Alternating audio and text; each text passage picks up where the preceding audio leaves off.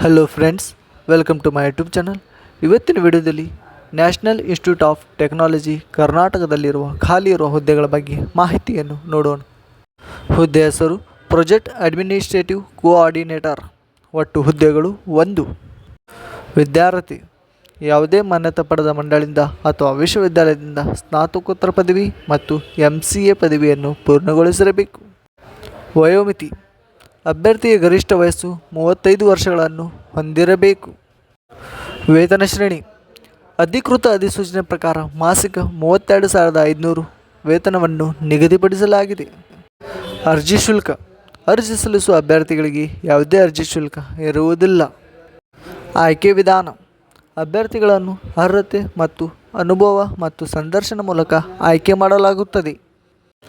ಅರ್ಜಿ ಸಲ್ಲಿಸುವ ವಿಳಾಸ ಅಭ್ಯರ್ಥಿಗಳು ಅಗತ್ಯ ದಾಖಲೆಗಳೊಂದಿಗೆ ಇಮೇಲ್ ವಿಳಾಸಕ್ಕೆ ಅರ್ಜಿ ನಮೂನೆಯನ್ನು ಕಳುಹಿಸಬೇಕು ಮತ್ತು ಈ ಕೆಳಗಿನ ವಿಳಾಸಕ್ಕೆ ಸಂದರ್ಶನಕ್ಕೆ ಹಾಜರಾಗಬೇಕು.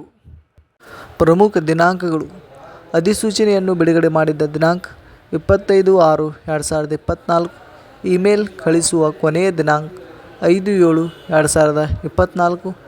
ಸಂದರ್ಶನದ ದಿನಾಂಕ 8/7/2024.